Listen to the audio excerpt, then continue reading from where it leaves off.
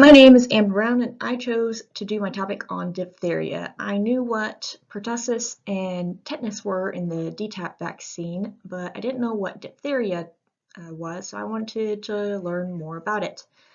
And boy, is it a doozy. Diphtheria was once a leading cause of childhood death in as well as adults over 40 years old. Infants were protected by passive immunity, whereas young adults generally weren't affected because they had a stronger immune system. Up to 50% of childhood cases led to death prior to the development of treatment and vaccines. And it was nicknamed for the angel of strangulation, and for good reason, because the cause of death was usually by suffocation. If you didn't suffocate, sometimes you just dropped dead about a week after you recovered due to organ failure, usually the heart. It had an average incubation time of 2 to 5 days and had an R0 rate of 7, which means one person infected on average infects 7 other people. The disease was given its modern name by Pierre Bruntonneau in 1826. Diphtherites is what he called it, for the Greek for leather or hide, named for its characteristic pseudomembrane, which we'll be discussing later. In 1883, the bacterium that causes diphtheria was discovered. It's club-shaped, helped Edwin Klebs kind of figured out between it and other bacteria.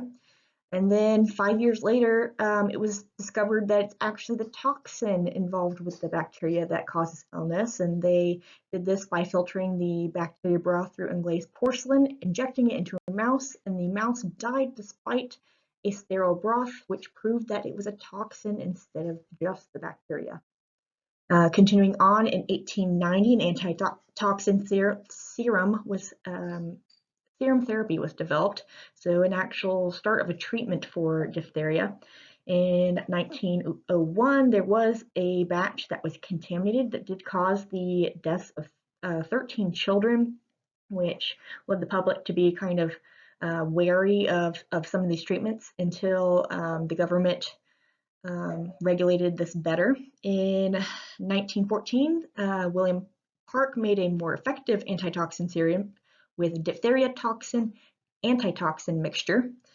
In 1954, the concentration was actually lowered so to produce less side effects and cause the public to be more compliant with some of these vaccines.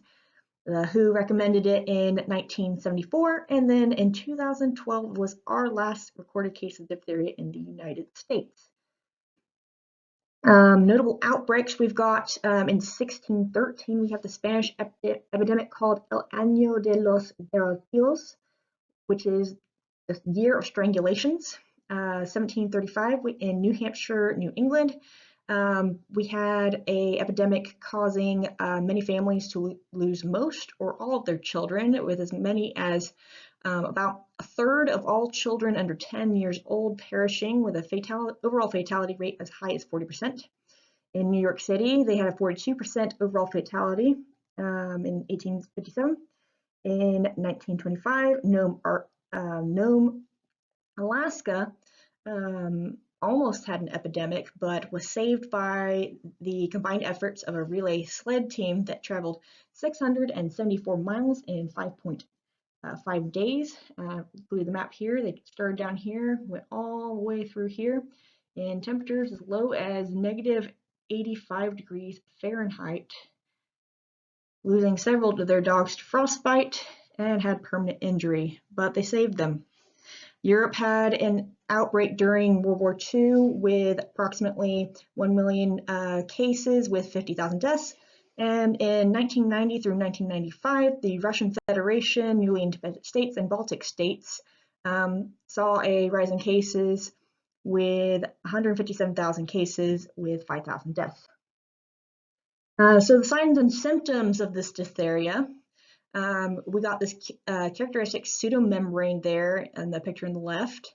This is caused by a dead tissue and a lot of fibrin layer and lots of macrophages and dead bacteria, dead cells, dead a lot of things. You can't actually, you can't cough this up. It's stuck to you. It's fibrin.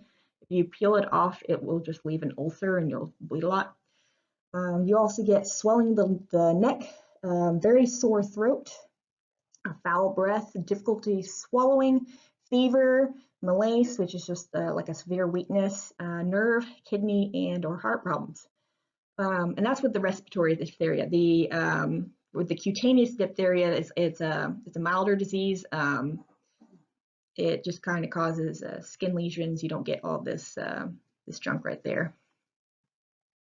So why does this happen? So diphtheria is caused by Corynebacterium diphtheria AB exotoxin. It's the exotoxins are only made by the bacteria strains that are infected with a bacteriophage.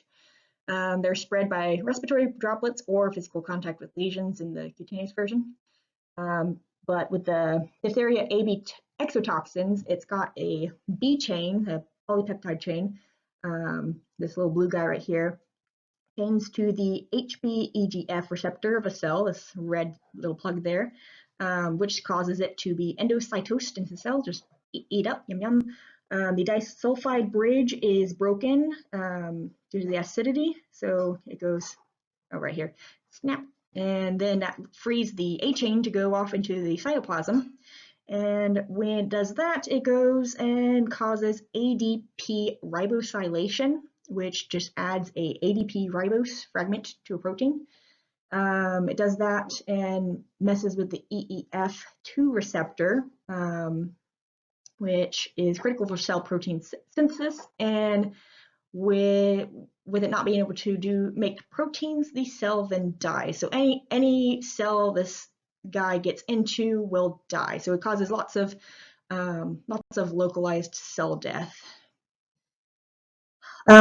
which means we got lots of complications. So we've got myocarditis, cardiac arrhythmias, acute heart failure, kidney failure, nerve damage, and paralysis, which is especially bad if you paralyze the diaphragm, pneumonia, respiratory failure, and complete airway obstruction if that pseudomembrane covers the opening of your oropharynx, which it often did. The incidence we've got in the United States, the 1920s, we had 100,000 to 200,000 cases annually, 13,000 to 15,000 deaths annually. 1945 had 19,000 cases. With 1996 to 2018, we had 14 cases with 1 death. Worldwide, about in 2017, a total of 8,819 cases worldwide. This peak here was the just after the dissolution of the USSR,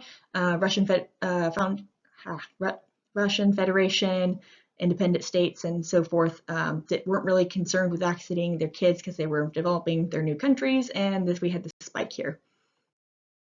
The way you diagnose this is you get a gram stain. So these guys up here, gram-positive, club-shaped, non-encapsulated bacilli that form in clusters. So you can see these got kind of these darker bits at the ends, which is how you could differentiate them. You can also do cultures. This in particular is a tellurite agar plate. It develops these black colonies if it's a C. diphtheria. We got toxin testing to see if you've got the toxins, to see if it's like a pathogenic versus non-pathogenic dealio, and complete blood count if you have elevated white blood cells, but that's a very generic blood test there. It doesn't tell you a whole lot specifically. Treatment is if you've got the non-toxigenic strain, you just treat with penicillin, erythromycin, antibiotics. For the toxigenic type, you are going to need some diphtheria antitoxin because it is quite fatal if you don't get that. And even if you get treatment, it's still fatal in about 5 to 10% of cases. And the thing to know about this is that the diphtheria antitoxin can only treat toxins not already bound to tissue, so early treatment is vital. Once you've been treated for about 48 hours with antibiotics, you're no longer contagious. Prevention is, well, the diphtheria toxoid vaccine. It's made from denatured diphtheria toxin contained in these vaccines here. We have a vaccine schedule that has us do 5 doses of vaccine for our kiddos to get good rates of immunity. And a booster at 11 to 12 years old, remaining boosters every 10 years for the remainder of life. So I will be getting my diphtheria booster here soon. And pregnant individuals also receive a booster at 27 to 36 weeks of gestation. And that is the end of it. These are my references, and I hope you learned something.